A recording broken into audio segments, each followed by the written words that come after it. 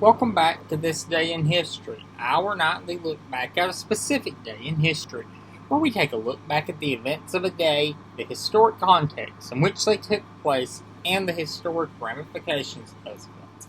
As always, if you have not yet, please hit the like button, the subscribe button, the bell notification icon to be alerted anytime I post new content, and tell a friend.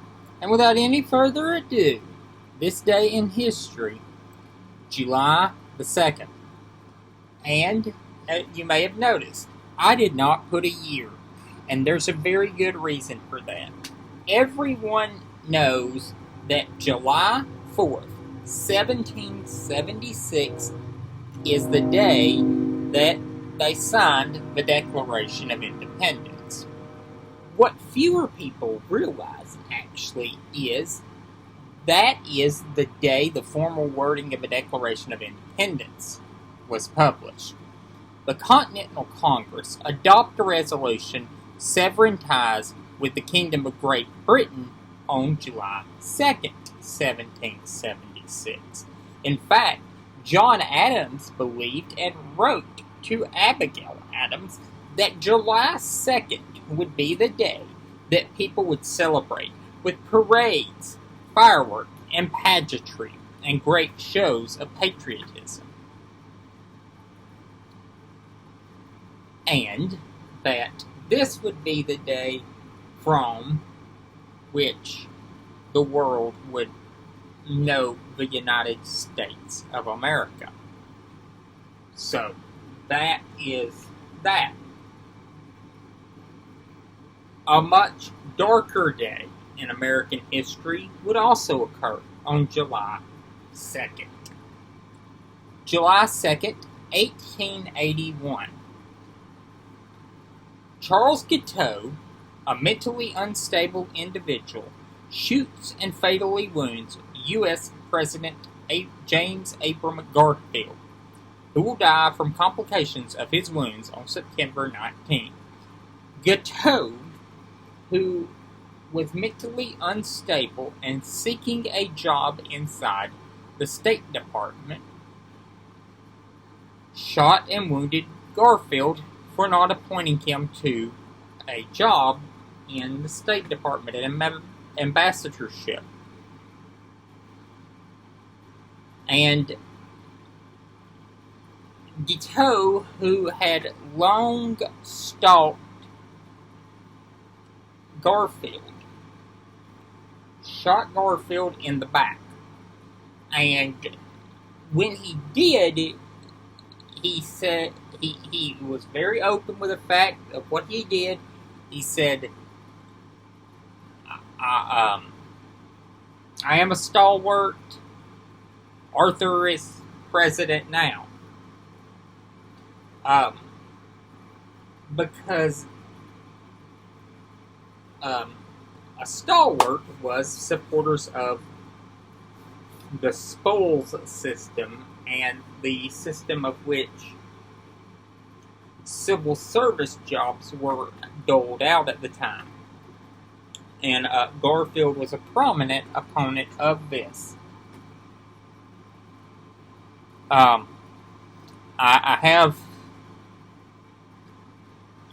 the quote. I am a stalwart of the stalwarts. Arthur is president now. Well, Arthur was not president yet. Garfield would linger, and he would die because of one, just shoddy work by his physicians, and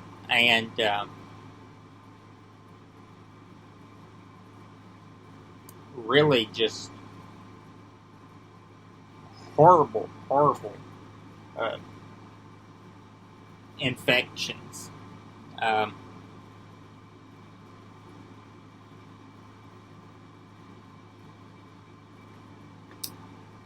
That Garfield died. Had Garfield been shot today, it is very likely that Garfield would have survived. he would have been gravely injured, and it would have been very painful. But he likely would have survived. One interesting thing to note, Arthur, who was the right-hand man of Roscoe Conkling and a very big, prominent backer of the spoils system, would actually sign significant civil service reform and be a quite decent president. People were very concerned about him becoming president, and he would serve one term. He was a very sickly man when he took office and knew this and would not seek re-election to the office of president in 1884. And that would lead to the election of Grover Cleveland, the first Democrat to the White House since the Civil War.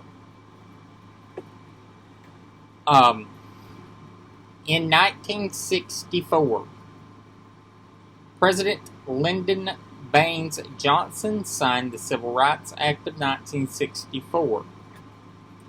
And this is the big act that really helped to set America moving forward towards a more perfect union.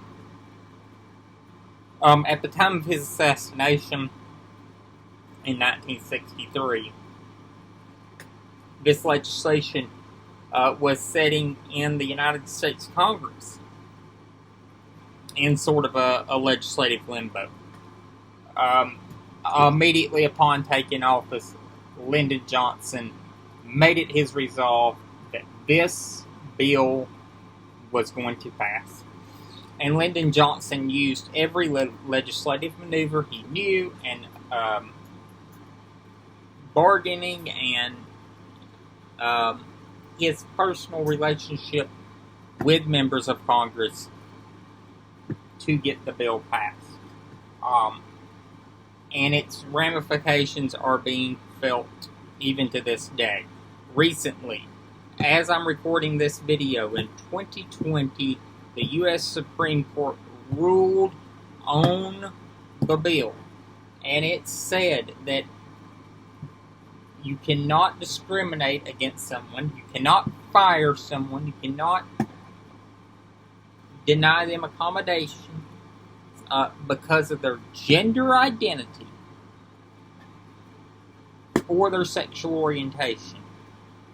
So this law that was signed in 1964, that was a huge watershed moment in the civil rights movement, is having a profound effect even to this day. It is one of the seminal pieces of legislation in U.S. history. It helps America move forward to a more perfect union.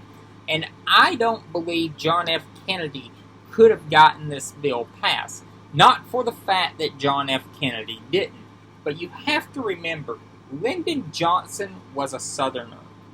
At the time, Texas was seen as a Southern state. Texas was the further southern state.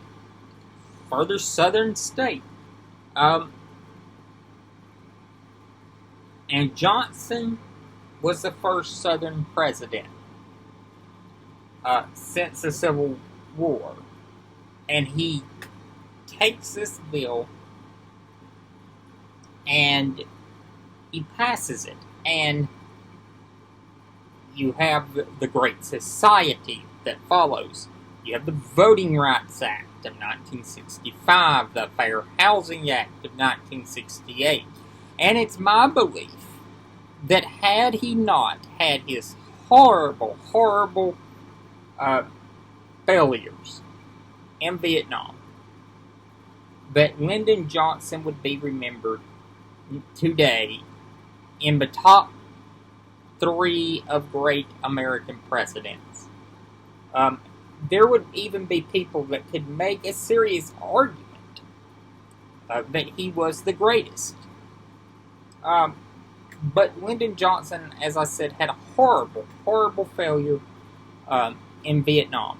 A horrible foreign policy failure and a horrible failure of presidential ethics and accountability in Vietnam that sadly weights down his legacy, and no fair accounting of his presidency can be given without it. But on this day, on this issue, in 1964, President Lyndon Johnson got it 100% correct, and he signed the Civil Rights Act of 1964 and helped America try to live up to those words in the Declaration of Independence, that all men are created equal and endowed by their Creator with certain inalienable rights.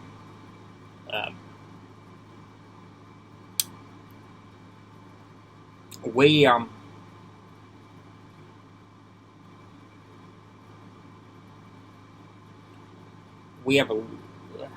a long way to go to live up to those words that were unveiled in the Declaration of Independence and in our Constitution, and they're not the same day. I'm well aware of that, but we have a long way to go to achieve our nation's most lofty goals and highest aspirations. But I think we always try to get there and do our best to achieve those.